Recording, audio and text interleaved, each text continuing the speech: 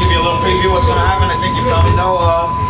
Police commission is going to start. It's going to turn it over to the mayor. The mayor's going to then speak, and then special agent in charge of the service here in New York, David Beach, will speak, and then Chief of Department Carlos Gomez will speak, and then Commissioner Trottenberg, DOT, will speak, and then we're going to open up the question. What I'd like to do is open up the question first on topic regarding Trump security. Then, if you have any other questions, police-related, I'd like you to give us just a moment so we can allow Secret Service and Commissioner Trottenberg and the company to leave, and we can go to other police-related topics, non-Trump security. And then, after that, I understand that the mayor is going to be available for additional questions, okay? So, go on in a few minutes. Well, David Beach, just like in Beach, DEAC.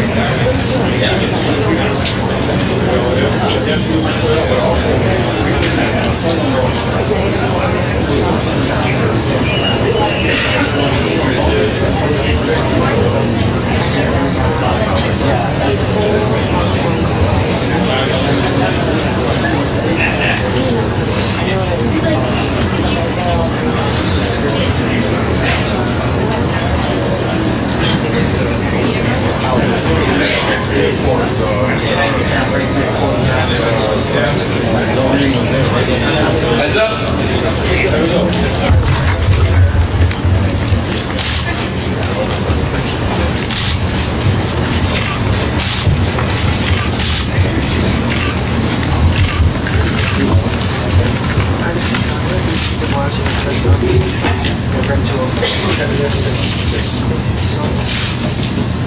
in?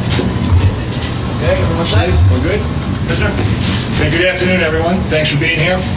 We've had many productive ongoing discussions with the Secret Service regarding how we'll be assisting them in protecting the President-elect and his family when they're here in New York City. We've been planning this with an eye towards how we keep New Yorkers safe and to minimize disruptions to all other New Yorkers, tourists, public transportation, and those who need to make commercial deliveries in the area surrounding Fifth Avenue. We're striving for the proper balance here, and it will be a fluid plan that changes as circumstances dictate. Understand, we're not going to detail the Secret Service's plan to protect the President-elect. Today, we're here to talk about how the NYPD plans to maintain traffic flow in a way that will be safe and efficient for everyone. I know that many people who live and work in the area around 56th and 57th Street have a lot of questions about all this. For the first time in decades, our country will have a New York City resident as President of the United States. The transition will be ongoing through January, of course. And much of this transition work will occur in the President-elect's offices in Midtown Manhattan. The plan we're discussing today covers that transition period. That's about the next 65 days. Firstly, we're not closing Fifth Avenue on any kind of permanent basis. It was closed for brief periods of time since Election Day to improve security with concrete barriers and due to large demonstrations. But again, no wholesale closures of Fifth Avenue are planned. Trump Tower, as you know, is located at East 5-6th Street and Fifth Avenue, just one block south of one of the busiest intersections in New York City and possibly in the nation. What you're seeing in that area now, in terms of our new security management, is what we expect will remain in place through the inauguration. In many respects, this is no different than the many major events the NYPD secures each and every day. In terms of security, there will be many things the public will see and many things the public will not see. We'll have our explosive detection canines, our specialized units, like the Critical Response Command and the Strategic Response Group, as well as plainclothes officers and counter-surveillance teams working hand-in-hand with our Intelligence Bureau and our partners in the federal government, specifically the Secret Service. Again, none of this is new for us. And again, as we always do, we'll constantly reassess this plan and make any adjustments we deem necessary to ensure that we maintain the proper balance of security and everyday life in our great city. Now I'd like to introduce Mayor Bill de Blasio to make some remarks. Mr. Mayor? Thank you very much, Commissioner. First of all, everyone, I want to thank Commissioner O'Neill, all the men and women of the NYPD who are doing an extraordinary job. They turned on a dime on election night, having done a lot of preparation with our partners in the Secret Service, and they put together an extraordinary security plan that's been operating very, very well. I want to thank you, Commissioner, and all of those good people who have been doing this work. And when President-elect Trump and I met, one of the things that he said was he expressed his admiration and appreciation for the men and women of the NYPD who are doing this work, and I share with him my same feelings on the matter. The details you'll hear from in a moment. You'll hear from U.S. Secret Service Special Agent in charge for the New York office, David Beach, and you'll hear from our Chief of Department, Carlos Gomez, on specifics, but I want to give you a couple of broad points. I also want to thank our First Deputy Commissioner, Ben Tucker, our Deputy Commissioner for Counterintelligence and Anti-Terrorism Efforts, John Miller, and our Commissioner of Transportation, Polly Trottenberg, who's been deeply involved in the efforts to make sure things keep moving in Midtown Manhattan. Also want to thank Councilmember Dan Garodnick, who represents that area in the City Council. Look, we are devoted to making sure this city will keep moving. This is a big challenge and an unprecedented challenge. We know that. But we are committed to making it work. We need the city to keep moving at all times. We're entering the holiday season, which adds a layer of complication. But the NYPD, working with all other partner agencies in the city government and with our federal partners, will continue to refine the approach to make sure it maximally allows for people to move freely through the area. We understand the number one imperative here is safety and security. We owe that to the President-elect, his family, and his team, and that is important for all New Yorkers. So that will be the most important consideration, but we believe we can balance that with a number of measures to keep traffic, both pedestrian and vehicular traffic, moving as well as possible. Now, New York City has a long history of dealing with extraordinary events, none more so than just over a year ago when we had Pope Francis and over 150 world leaders and the President of the United States all in town in the same days.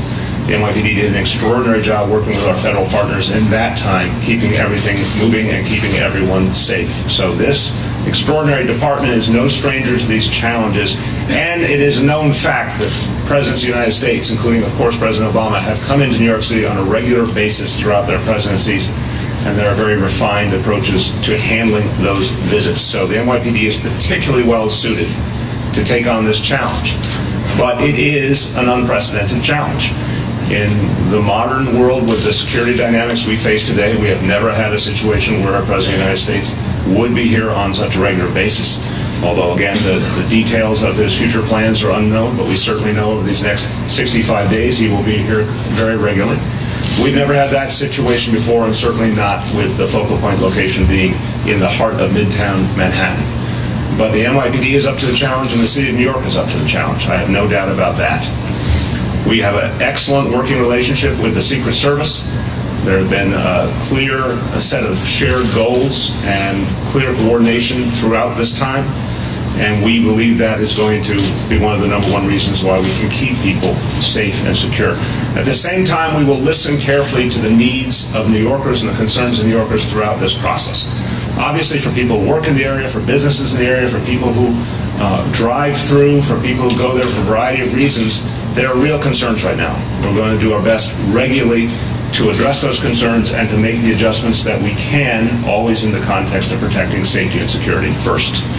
Now, I want to emphasize, when we get toward the holidays, there's constant messages given. Commissioner Trottenberg reminded me of this earlier. We constantly remind our fellow New Yorkers during the holidays to not bring cars into Midtown Manhattan unless you absolutely have to please rely to the maximum extent possible on mass transit options.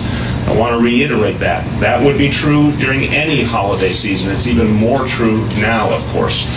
One of the things that people need to recognize for their own good and for everyone else's good is, to the extent you can avoid the immediate area around Trump Tower, that will make your own life easier and everyone else's life easier. That area, that specific area, I want to delineate in this case from 53rd Street to 57th Street and from Madison Avenue to 6th Avenue. In the scheme of our city, even in the scheme of the borough of Manhattan, that's a pretty small area. If people were to specifically avoid that area to the maximum extent possible, that's going to help us to manage the situation as well as we can. As I said, we'll continue to refine the approach to traffic management and to addressing the needs of people who work and live in the area. We will add personnel as needed. Right now, since Election Day, NYPD has already put on each shift during daytime hours almost 50 officers between traffic agents and police officers to manage the flow of traffic in that immediate area. In those blocks I delineated and surrounding blocks, an additional 50 personnel put in place on the daytime shifts. We will add personnel if needed to address the situation further. I also want to note that enforcement will be more aggressive on Fifth Avenue, particularly enforcement of truck traffic. You'll see a very, very clear uptick on enforcement of truck traffic on Fifth Avenue, because there's already very clear rules and restrictions related to truck traffic, commercial traffic on Fifth Avenue that will be enforced more vigorously than ever. Finally, I want to note, before offering a couple of words in Spanish, I want to note that this is a very substantial undertaking. It will take substantial resources, and we will begin the conversation with the federal government shortly on reimbursement for the NYPD for some of the costs that we are incurring. We are particularly concerned about overtime costs, and we think it's a very valid situation to turn to the federal government for the maximum possible reimbursement for those costs. Again, a situation that this city has never been faced with before. We believe the federal government will understand that situation and be willing to help. Those conversations will begin in earnest soon. Just a few words in Spanish. La policía está trabajando con el servicio secreto para asegurar que la Quinta Avenida siga abierta. Debemos garantizar el flujo del tránsito en Midtown, pero también la seguridad del presidente electo y su equipo. With that, I want to bring forward a man who's been already a great partner in this work. I want to thank him and all his colleagues for that. The Special Agent in charge of the New York office for the Secret Service, David Beach. Thank you, man. Thank you. Thank you, Mayor.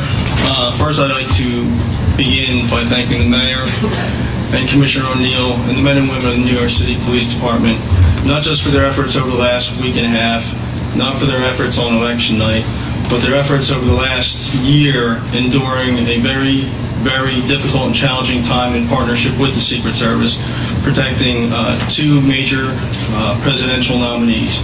So on behalf of the Secret Service, I'd like to thank you both for opening the resources of the city and the New York City Police Department to us, and thank you for your partnership. Regarding the President-elect's residence and security planning in general for the Secret Service. The planning and execution of security at Secret Service protected venues in New York City is a collaborative effort between the Secret Service, the New York City Police Department, and of course the New York Mayor's office. The security plan is collectively developed by the partners based on factors unique to each and every venue. The Secret Service and its law enforcement partners constantly monitor, review, and adjust the plan as needed based on information and operational needs. One element in determining any venue security plan is its impact on local residents and merchants, as well as its impact on the daily operations of the community at large. In order to fully consider this element and make the best decisions possible, the Secret Service works with its law enforcement partners, in this case the New York City Police Department, to communicate with the community to better understand their needs and their concerns. In every instance possible, the Secret Service attempts to minimize any adverse or unnecessary impact on the community as a result of these security plans. Notwithstanding, the Secret Service, in conjunction with the New York City Police Department, is committed to providing the highest level of security in fulfillment of our no-fail mission of national security and public safety. As a matter of practice, security plans will evolve in order to address emerging threats and to improve efficiencies in its operations. Whenever possible, the Secret Service will communicate these changes to community members without compromising operational security. Specific security measures, activities, timing, number of personnel, and resources are not discussed outside of the law enforcement community. The long-term success of security planning in New York City is directly attributable to the long-standing, strong partnership between the Secret Service and the New York City Police Department. Finally, I would just like to add that throughout my career, I've traveled all over the world. I can think of no city better equipped, better prepared to deal with this challenge than New York, partly because of the strength of the police department, but more importantly because of the strength and resiliency of the citizens of New York City. So I would like to thank everybody for their patience in enduring this challenge. Okay, Dave, thank you very much. We look forward to the continued partnership. I'd like to introduce from DOT Commissioner Polly Trottenberg. Polly? All right, I got the order out of place. Now I'd like to introduce Chief Department Carlos Gomez. Good afternoon, everyone. The NYPD has worked very closely with the U.S. Secret Service in developing this plan, and I'd like to personally thank Dave and his agency for their collaboration with us. We look to strike a proper balance between presidential security, providing as much security as possible around the president-elect, his family, other residents of Trump Tower, and businesses in the area, while at the same time not having an adverse impact on traffic, transportation, deliveries, and the lives of other New Yorkers that walk by the area and certainly live nearby. This is the plan that is presently implemented since last week, whether the president-elect is in his residence or not. A plan going forward for when the president-elect is out of residence is being discussed and evaluated as to the appropriate level of resources and staffing levels. We have committed a substantial number of resources to Trump Tower, a real substantial number, 24 hours a day, around the clock. Uniform officers will be assigned to security posts around the perimeter of the property. Officers will be assigned to assist Secret Service personnel at screening and checkpoint locations along Fifth Avenue in front of the entrance to Trump Tower. Officers will be assigned to intersection control, will be assigned as blocker vehicles. They will also man the Delta barriers that have been placed on 56th Street between Fifth Avenue and Madison to control vehicular access. We will also have officers assigned on observation posts at elevated positions and on rooftops. And certainly we will have a good number of personnel available to address any demonstrations that pop up. And over the last 9 or 10 days now, we've had 6 such demonstrations occur right in front of Trump Tower. In addition to those resources, we will have resources from our Counterterrorism Bureau in the form of heavy weapons teams from the Critical Response Group. We will have dogs there, explosive detecting canines, as well as other officers from the Counterterrorism Bureau equipped with radiation pages, as well as other devices.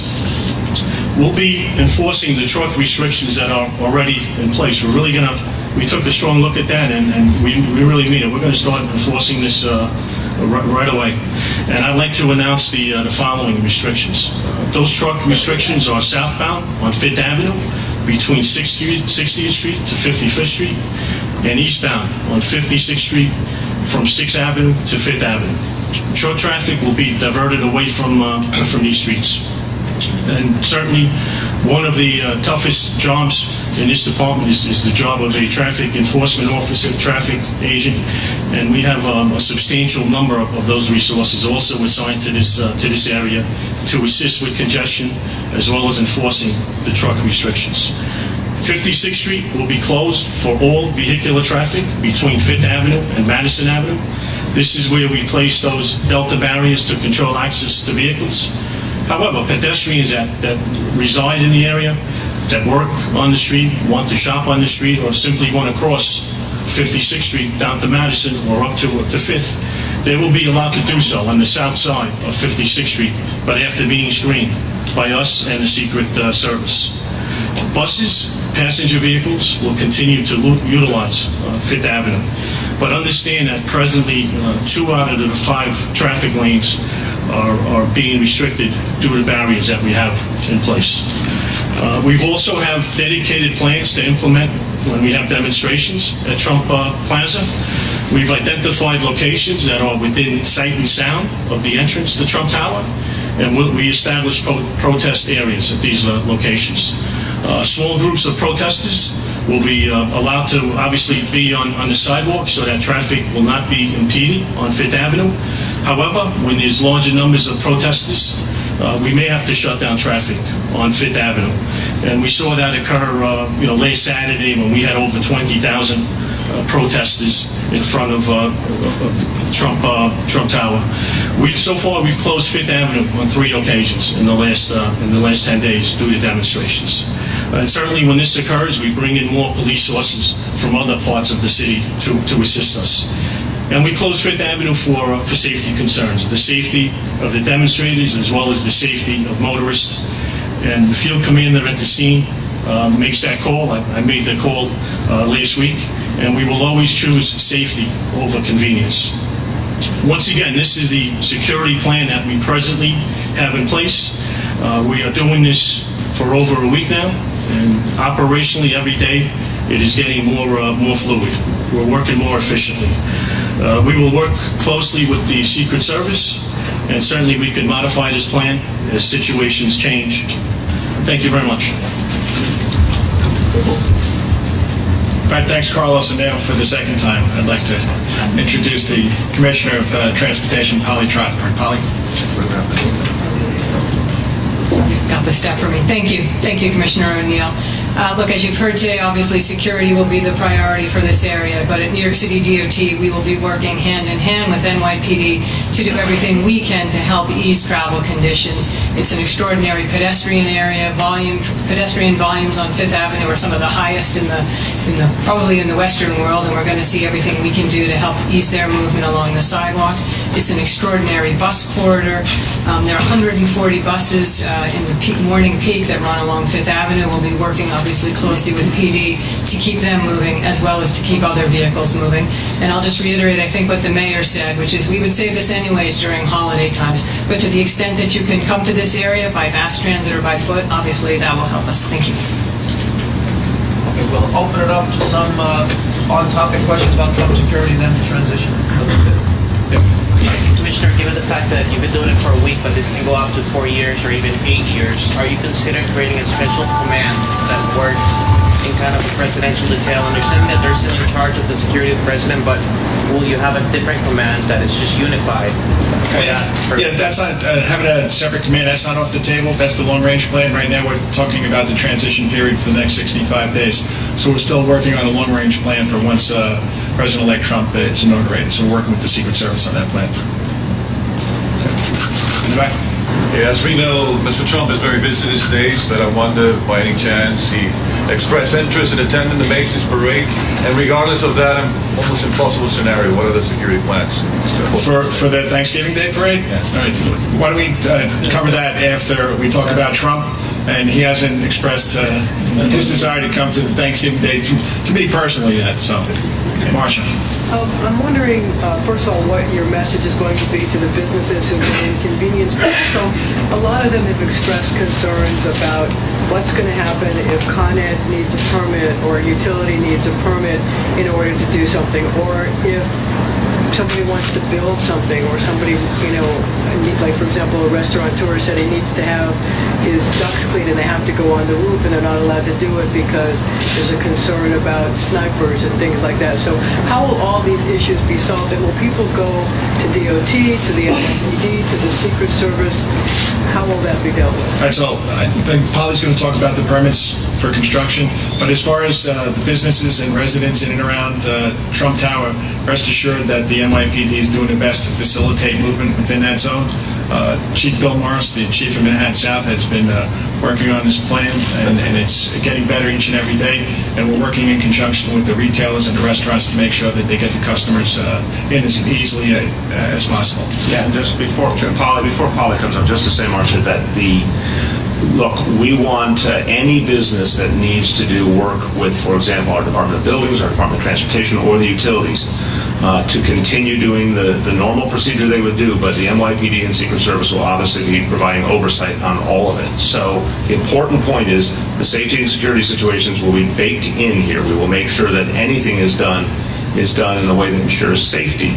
But they should rest assured that if something, for example, as you say, whether you need access to the rooftop, and that is the normal thing that would happen, we'll arrange that in the right time, in the right manner, with the oversight of our security leadership.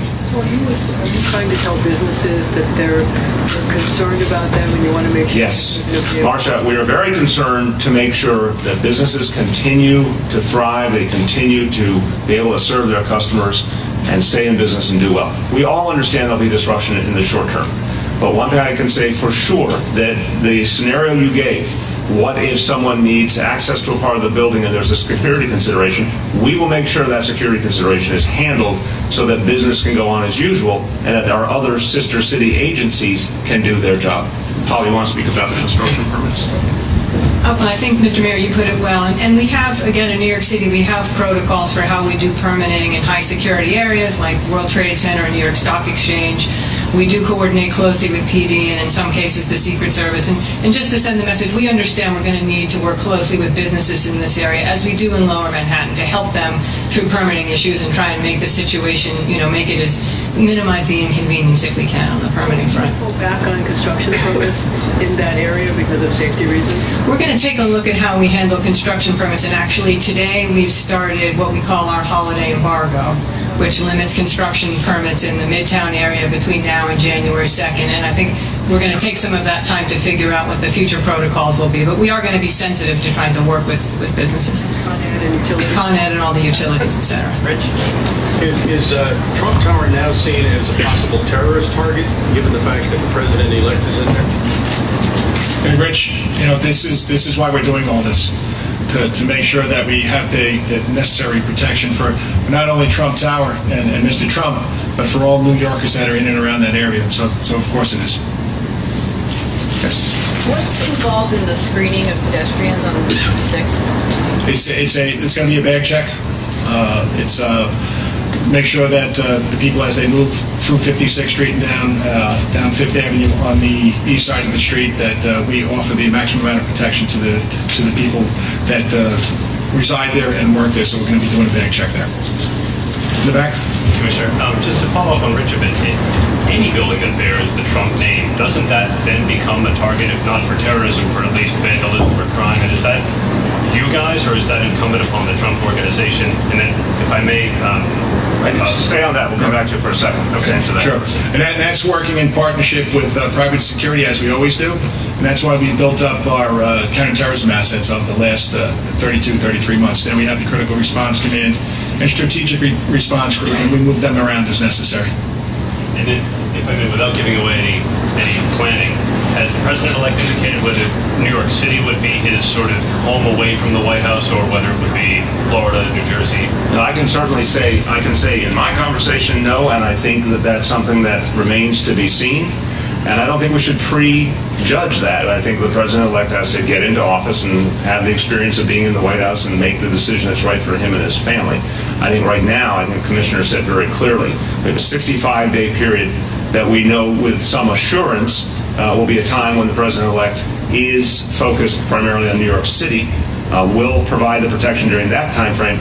When he goes into office, it'll be a chance to reset and see what his decisions are about where he'll put his time. Do you have a preference? Again, I think it's one thing I really believe strongly. Where he is going to be leading this nation, he needs to succeed for all of us, and he has to determine what works for him. Can I follow up on that, Mayor? Sure. Just to be clear, is anything going to change after the 20th of January? Again, I think it's a self-evident question, my friend. A lot could change after the 20th of January when someone actually when the president-elect takes on the role of President of the United States and has that responsibility. The need to be in Washington and deal with situations that can only be handled from the White House, I think, will become quite frequent. But it's not right to prejudge. I would urge everyone to think about the next 65 days that we know something about and not try and guess about what comes thereafter. Sure. Try to go down all the way to the right. Dave. The White House has had its own issues with intruders, fence jumpers, and armed men in the East Room. What have you learned from protecting the White House that you can explain in general terms to be applied here at Trump Tower? With the shopping mall, it's not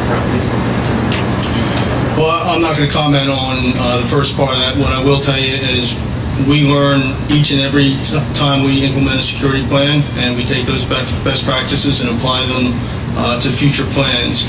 As we noted earlier, both the Commissioner and I have noted that we have a long-standing partnership and a very successful record here in New York City in protecting venues and people. So we're very comfortable with our plan. I just moved down the line here. Commissioner O'Neill, has there been any additional support personnel for Trump's children due to the fact they've had such a high-profile position throughout the campaign? I'd leave that up to Dave to answer that question. Talk about President-elect Trump's family. Again, we're not going to comment on specifics of what we're doing, but as family members of the President-elect, they are entitled to some security. I'm going to move down the line here. Not David, not you. No, right here. Right, you. Yeah. I'm sorry, I don't know your name. I'm Laura. Hi, Laura. Can you tell us how much, or give us an estimate of what those NYPD overtime costs are going to be? And have you gotten any assurance from the federal government that they will reimburse you? Would that be the Obama administration or the Trump administration reimbursing? You know, that's a great question. I'm not going to go into the actual cost, but we are in conversation about reimbursement. And it's an important point for us, because we are going to be using substantial resources here to keep the president-elect safe and the area safe. So we're in conversation with the federal government on that. On the second part of the question, the answer is both. We are beginning the conversation now in the Obama administration, and it will continue throughout the Trump administration. This is something we have dealt with in the past. It's not a new topic. When the NYPD provides protection from world leaders, protection from the President of the United States. There are situations that have been reimbursable in the past. We pursue that reimbursement. The difference now, Laura, is this is a situation we've never seen before. So we're going to have to establish a new set of ground rules. But that conversation is starting now and will continue, obviously, going forward. Given the cost that's involved and all of these challenges, have the Secret Service or the NYPD had any conversations with Trump's team about maybe him relocating for the transition period to one of his other residences? Again, I won't speak for the Secret Service. I'll state the obvious. I don't think that's the way these things work, and I don't think it's the way they should work. He's the President-elect of the United States of America. He has to make a decision of what will work for him, and it's our job to work with that. He's from here. This is where he knows how to do his work. We have to respect that fact. Just to kind of follow up on that, Mayor, can you give us a sense of some of the previous times where there was reimbursement, or a sense of how much the city was reimbursed? And did this issue come up in your conversations with the President-elect this week about his security or securing him when he's in New York City? There have been times in the past that we have been reimbursed. I'm not going to go into when and what time that was, but there has been reimbursement, and it's something that it's important for us this time that we go to the federal government, considering again this substantial number of resources that we're using.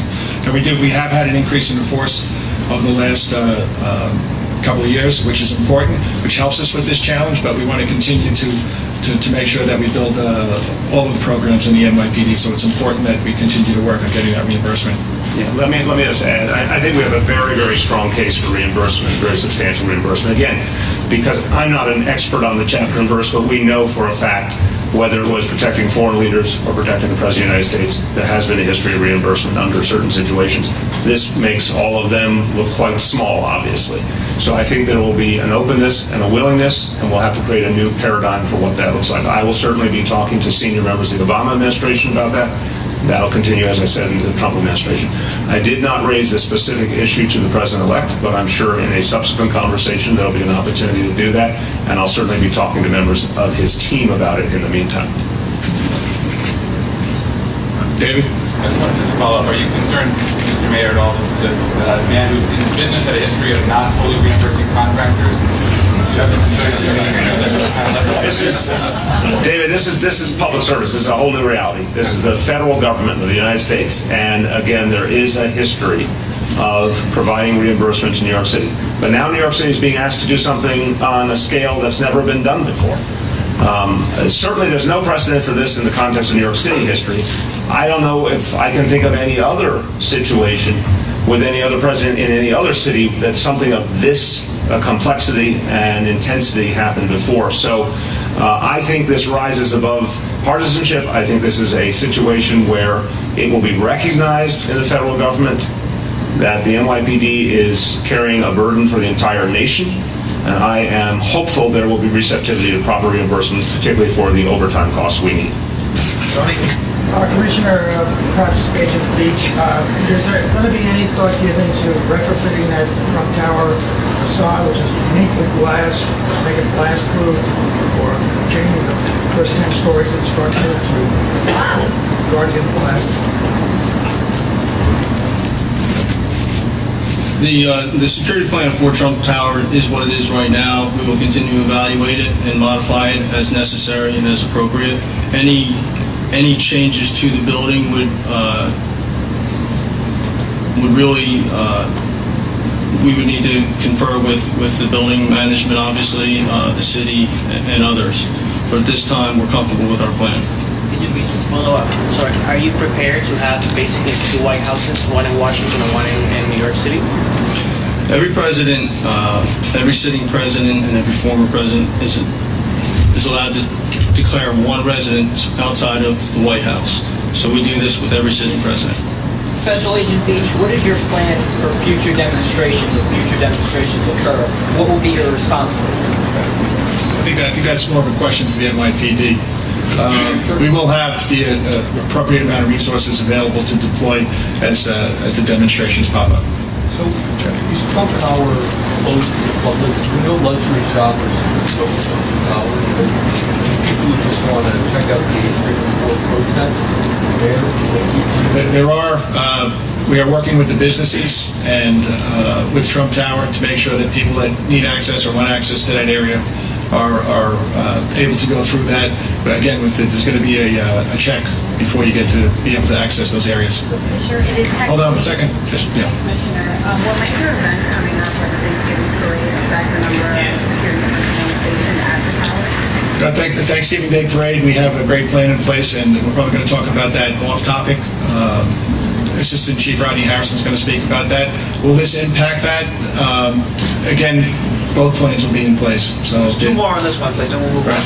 Just to go off of the other question, technically Trump Tower is a public plaza. People have always been able to access it. It was part of the deal constructed back in the day. So are you saying that if you just want to go into Trump Tower, sit down and have a cup of coffee, you can't do that anymore? No, I didn't say that. I said that people would be allowed access into that building, but there'll be a screening area to get in there.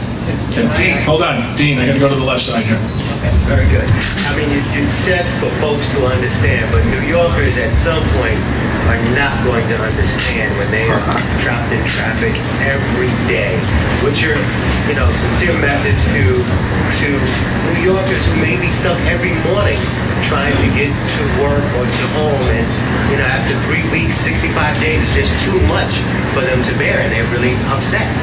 Listen, Dean, you've been in the city for a long time, as I have. New Yorkers are the most resilient people on the planet, and if 5, 7, and 5 doesn't work, there's other avenues that I'm sure they'll find. And without a doubt, I have no doubt about that. It's going to cause some inconvenience at first, but as New Yorkers, we learn. We learn to work around things. And there are large-scale events in this city every day that we work around every day. Last two here.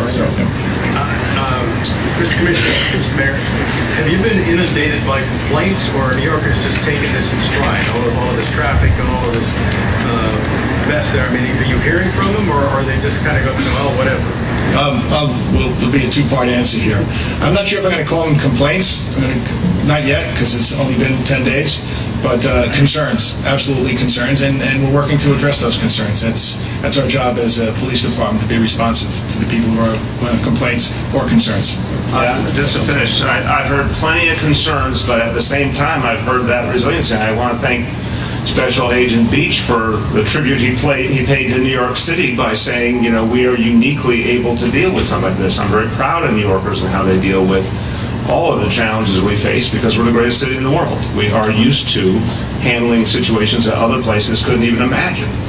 Papal visit and the UN General Assembly, all the things that we have handled is a point of pride for New Yorkers. So I think New Yorkers, after we get through legitimately grumbling, we will then go on with our lives. By the way, again, I have felt at the holidays every year, I've heard a lot of concern about how tough it is in Midtown. People adjust and they do the best they can. But I want to emphasize finally, we're going to keep working on the congestion issue. It's not a fixed situation. We're going to keep working with all of our partners to try and improve that situation on a regular basis. It would help, of course, if anyone who does not need to drive in that area avoids that immediate area around Trump Tower. And then after the 65 days is over, we'll see a different reality. By definition, the president will be in Washington a lot of the time. That will ease up the situation a bit in some ways. Ozzy, let's up. You've encouraged people to take mass transit rather than to drive. Has there been any talk about increasing security at the nearby subway stations? Have you conferred with the MTA or state officials about possibly additional security measures in there? And this is something that Joe Fox does every day. He reevaluates the need to deploy personnel. So as traffic increases, pedestrian traffic increases at certain stages, he deploys people in. Thank you, folks. Now we're going to allow our guests to leave. Thank you for being here. Police now. And then we'll move over to other police topics.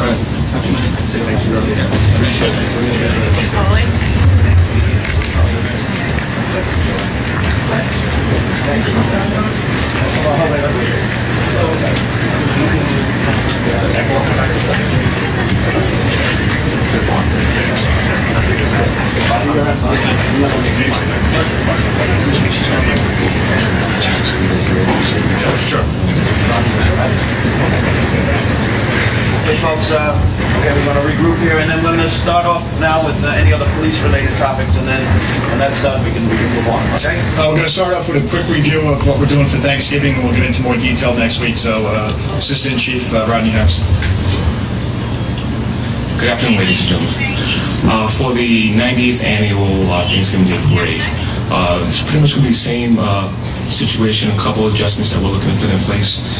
There's going to be no vehicular traffic on 42nd and 57th Street this year. We're going to have more sand trucks as well as blocker cars assisting and helping the route. We're going to have extra officers also involved on the rooftops on the route, as well as officers utilizing or having their long guns. We're also going to put more officers on the outskirts just to make sure if any emergency jobs come over, they're able to handle the jobs. So that's what we have currently at this time, but pretty much we're looking to have a very, very good event. Thank you. Just to make sure that everything is running smoothly. Unfortunately, in this day and age, you never know what may come up, so we just want to make sure that everyone's able to enjoy the event like usual. Is any of this response to some of the ISIS messaging that the Commissioner addressed earlier this week? John Miller. Thank you. Thanks, Ronnie. Some of this is, some of this isn't. From year to year with this parade, we have employed blocker cars increasingly as the terrorist threat has morphed globally. Because of that specific threat this year, what you're going to see is an awful lot more sand trucks in place of blocker cars. That gives us an advantage in a couple of ways, which is the sand truck is longer than a blocker car, so we can use fewer of them and cover more ground. And secondly, you're not going to move it if you hit it with something. So we've increased along those lines, but you're also going to see some of the things you've seen in the past in terms of mobile radiation detection trucks are part of the regular package. Radiation field teams, the PRD pagers that the officers wear, particularly from counterterrorism. Heavy weapons teams, which again we've had in the past. You'll see those on the line. Joint Terrorism Task Force, the FBI team will be working with us during the parade with response teams. We're going to have hostile surveillance, meaning police officers in plain clothes working in the crowd looking for suspicious activity, as well as the vaporwave dogs who are able to detect explosives even if they are moving through the crowds in a package. So counterterrorism officers from all over the city that are assigned to precincts will be brought in to augment those teams. So we're going to do what we do every year. I think the threat you're talking about showed a picture and said excellent target. Actually, it's not an excellent target. It's a very well protected event. We encourage everybody to come, to have a good time. I always come. I bring my family. And I hope everybody comes and brings theirs too. Let me add on to that. I want to remind everyone that last year at this time there was some information out there that caused us to be additionally vigilant, and we made a number of adjustments. And there was real concern expressed publicly about the Thanksgiving parade, the Macy's parade. It ended up being the largest attendance of any Macy's parade in history. And I think this is another statement on New Yorkers, that people heard what they heard in the public discourse and then turned around and attended the parade in record numbers in a show of support for our tradition. NYPD did a brilliant job last year, and the entire parade came off without incident. So all of the measures you saw last year will be in place, and as you heard from the Deputy Commissioner, additional measures on top of that.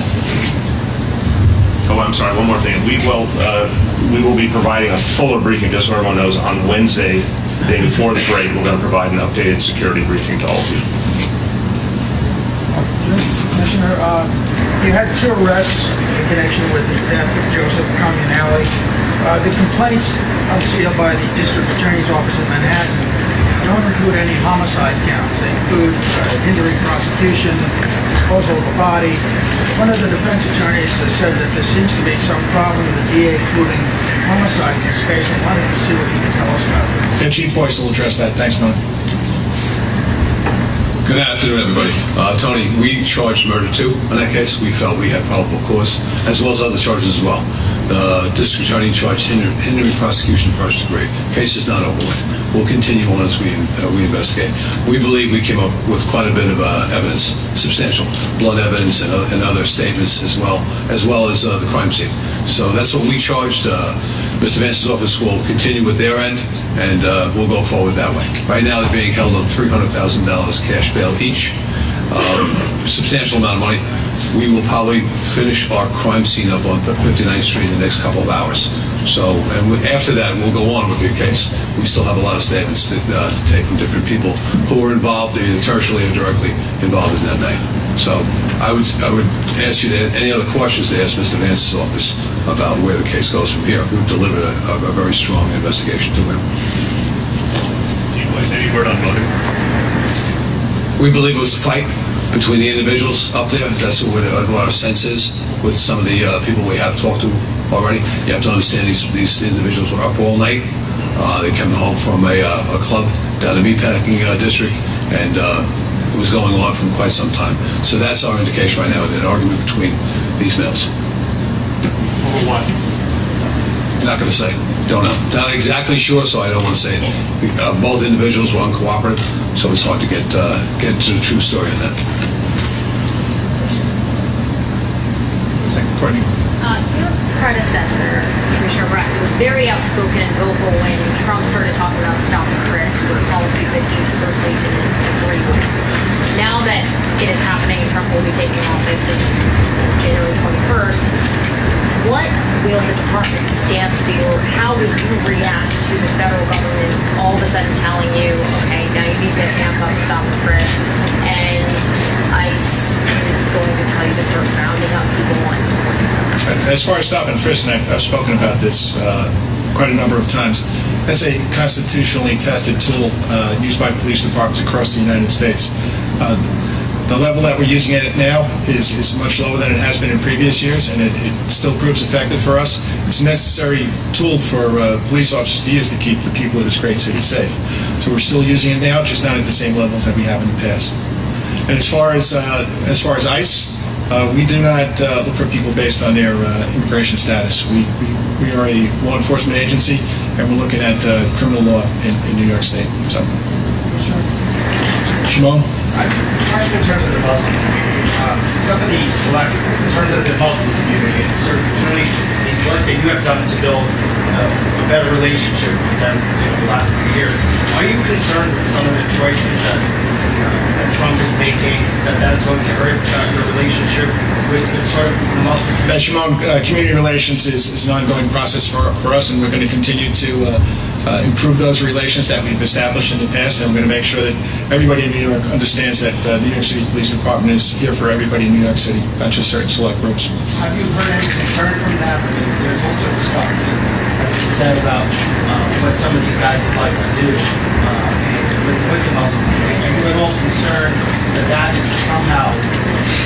Shimon, I'm not going to speculate about that, but I will tell you that every day it's not myself, it's Carlos Gomez, it's Chief Monahan, and all the precinct commanders, and all the people that are involved in neighborhood policing, the NCOs, the sector cops. This is what we do every day. So we have to make sure that we continue to do that and improve on that and improve community relations. Let me just jump in. On this point,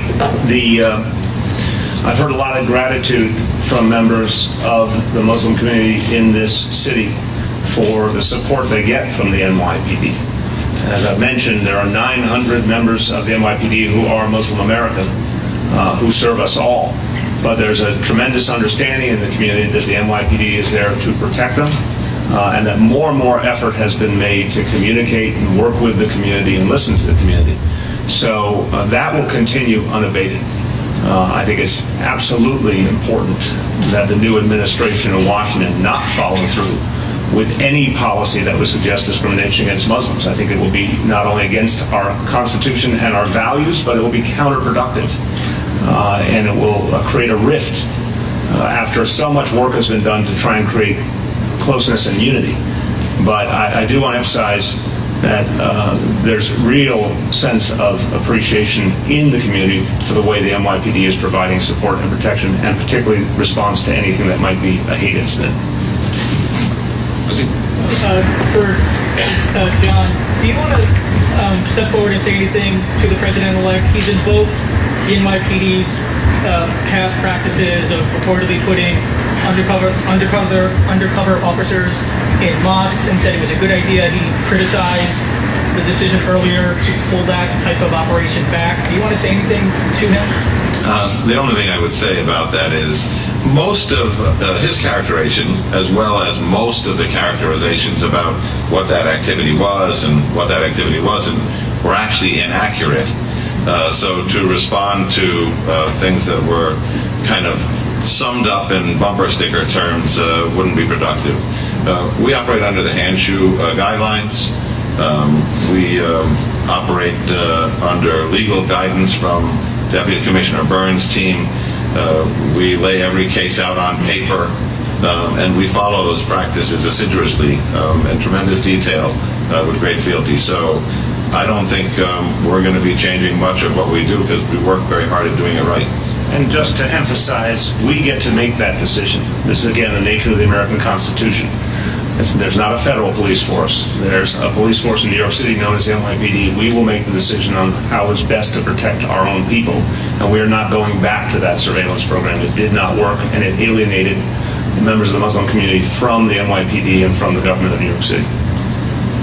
Mr. Mayor, but there is a JTTF, and then also partnerships between federal law enforcement and the NYPD don't happen in a vacuum. When federal law enforcement starts going under mandates by the Trump presidency of profiling or deporting, what are you prepared to say to your partners, either way, when they have to enforce what the White House is saying? Again, I think there's an overestimation so far about how a federal government can compel local authorities. I think there's plenty of examples under our constitutional law of limitations on that. I think in terms of JTTF, that's a fantastically strong relationship right now. I don't see anything changing that. I think the partnership that's been built between the NYPD and our federal partners is rock solid. It's not going to change because of the change in administration. Commissioner, now that it's been 10 days or so from the election, have you had a chance to establish, if there is even one, any sort of trend as far as bias attacks, as far as any sort of graffiti that you've seen, or people's physical actions, other people? I've spoken about this over the last couple of days. There has been a spike year to date in bias attacks, and Chief Boyce will talk a little bit about some of the incidents since the election. But we have the best hate crime investigators in the United States, and New York is a great place, and NYPD and the people of the city will not tolerate that. So if you're going to engage in that activity, you're going to be arrested by the NYPD, and we're going to work with the District Attorney's Office to make sure that you're fully prosecuted under the hate crime statutes. As the Commissioner said, there has been an uptick in hate crime incidents around the city, not just in one specific area. In particular, since the election day, we've had 13 incidents citywide of swastikas, again, across the city, Brooklyn, Queens, and Manhattan. There's an ebb and flow to hate crime that we've seen time to time. National events, sometimes international events, have an uptick in it. So right now we're experiencing that. Nothing we can't handle. The Hate Crime Task Force, as the Commissioner said, is the largest in the country. We do very well in ferreting these things out and bringing these people to justice. So we are looking at it. It is a spike. We're concerned about it. But again, my investigators make arrests on these things all the time.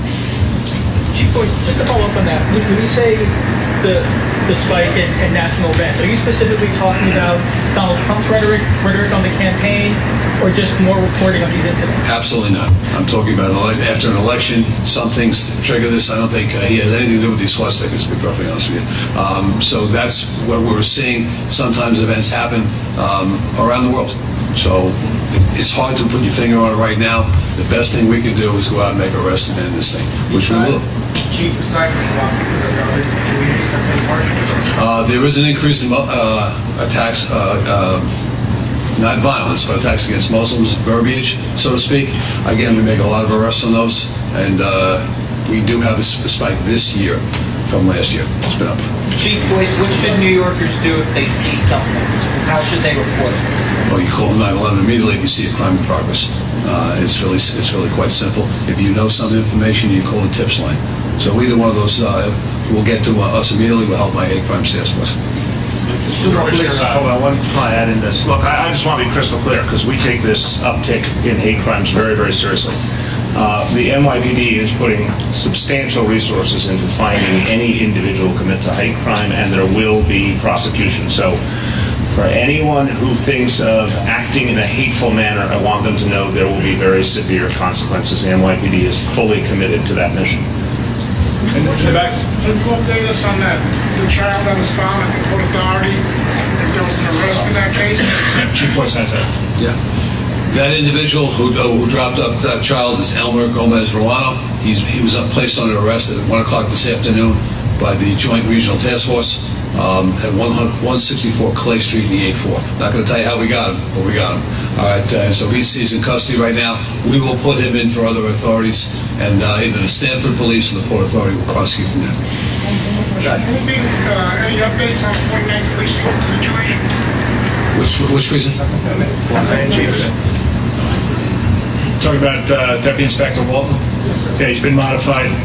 We have an internal investigation, and we're working with the Bronx DA's office on that. So, from my understanding, he may be turning himself in, so there could be an arrest in the case.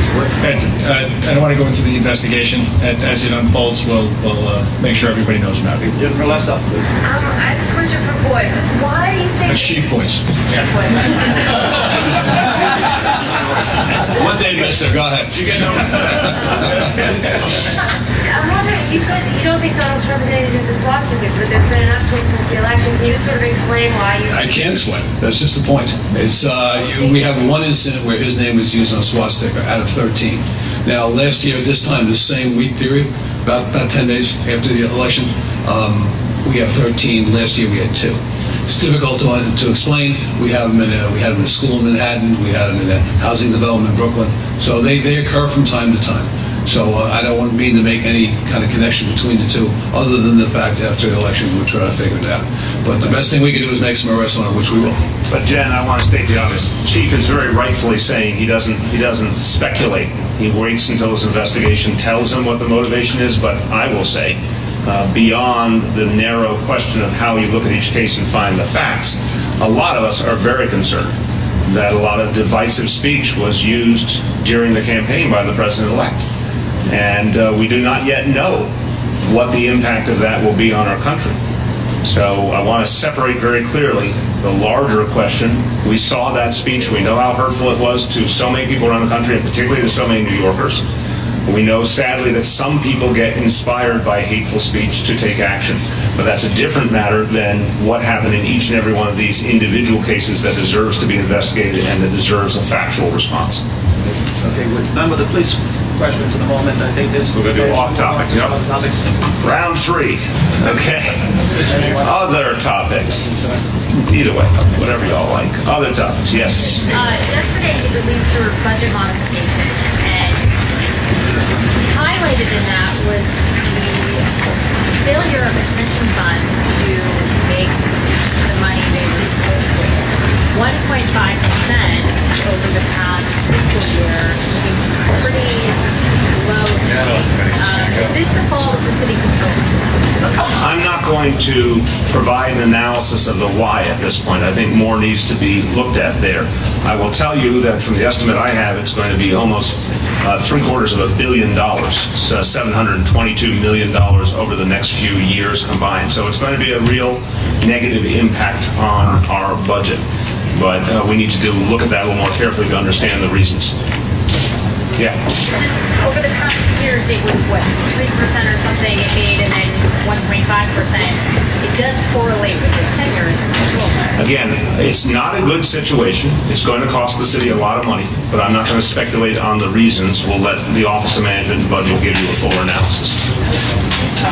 There were, I don't know if you've looked at the map, that there were some serious pockets in the city that voted for Donald Trump with very high concentrations. Have you looked at that and noticed any patterns? And are you reaching out to those communities? Because you've been very clear in your support for his opponent, and there are several communities that voted in big numbers for him. Well, I'd say a couple things. First of all, about 80% of the voters in this city supported Hillary Clinton.